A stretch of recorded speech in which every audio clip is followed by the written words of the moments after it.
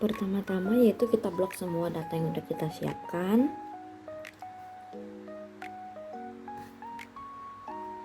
Selanjutnya kita masuk ke SPSS, lalu kita masukkan datanya. Nah, agar mempermudah kita mengubah nama variabelnya yaitu di variabel view sesuai dengan keterangan yang udah kita siapin, yaitu X1, X2, X3, dan Y.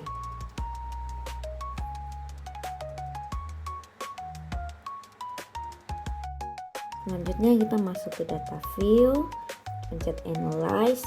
Nah, di correlation itu ada bivariate. Nah, pindahkan X1, X2, X3, dan Y-nya. Setelah udah, kita bisa langsung pencet OK. Nah, keluarlah hasil uji kita yaitu correlation. Setelah itu kita pencet scale. Ini di sebelahnya yaitu reliability analysis. Sama seperti sebelumnya, pindahin X1, X2, sama X3 nya.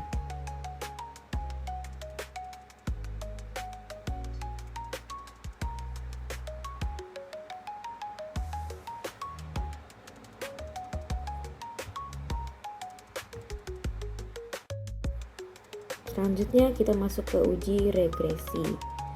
Nih, kita cari yang linear. Pindahkan Y-nya ke variabel dependent dan X1, X2, X3 nya ke independent.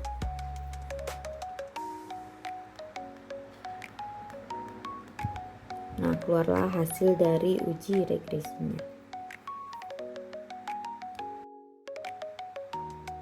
Selanjutnya kita ke analyze. Terus ke compare means. Nah, kita pilih yang means-nya itu. Nah, Y-nya kita pindahin ke dependent. X1, X2, X3 nya kita pindahin ke independent.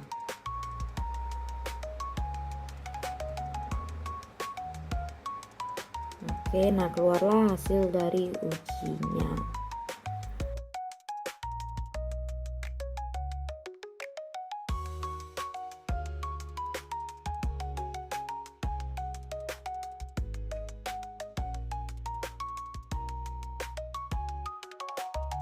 Tas digunakan untuk mengetahui sejauh mana instrumen penelitian mampu mengukur apa yang seharusnya diukur.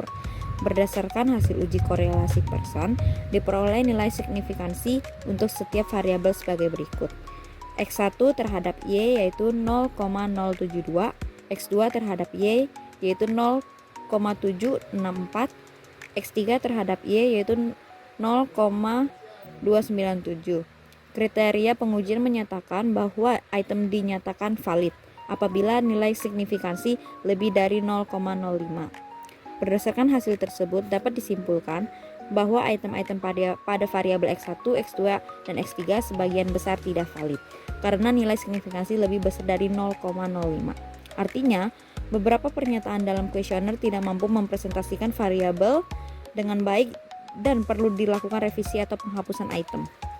Uji reliabilitas bertujuan untuk mengetahui sejauh mana alat ukur dapat memberikan hasil yang konsisten.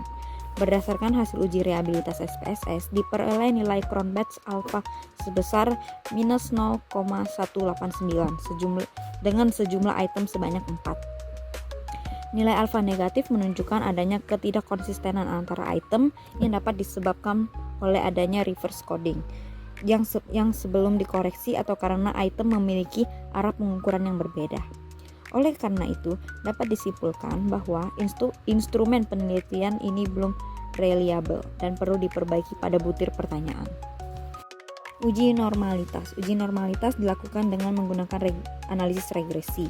Hasil uji menunjukkan nilai signifikansi sebesar 0,227 atau lebih kecil dari 0,05, yang berarti data berdistribusi normal. Namun, nilai R sebesar 0,0040 menunjukkan bahwa hubungan antar variabel masih sangat lemah. Hanya 4% variabel Y yang dijelaskan oleh variabel X1, X2, dan X3. Berdasarkan hasil uji linearitas yang ditampilkan pada tabel ANOVA, dapat dijelaskan sebagai berikut. Untuk hubungan antara variabel Y dan X1 diperoleh nilai signifikansi linearitas sebesar 0,190 dan nilai signifikansi deviation from linearity sebesar 0,956. Karena kedua nilai tersebut lebih besar dari 0,05, maka dapat disimpulkan bahwa hubungan antara variabel Y dan X1 bersifat linear dan tidak dapat penyimpangan dari bentuk garis lurus.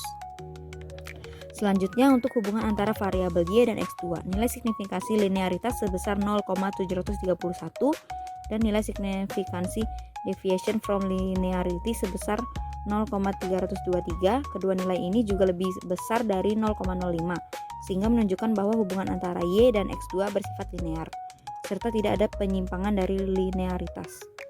Kemudian untuk hubungan antara variabel Y dan X3 diperoleh nilai signifikansi linearitas sebesar 0,400 dan nilai signifikansi deviation from linearity sebesar 0,668. Karena kedua nilai tersebut lebih besar dari 0,05, maka dapat disimpulkan bahwa hubungan antara Y dan X3 juga linear, tidak dapat penyimpangan dari linearitas. Secara keseluruhan, hasil uji linearitas menunjukkan bahwa hubungan antara variabel terikat yaitu Y dengan ketiga variabel bebas yaitu X1, X2, dan X3 bersifat linear, sehingga data telah memenuhi asumsi linearitas dan dapat dilanjutkan ke tahap analisis regresi.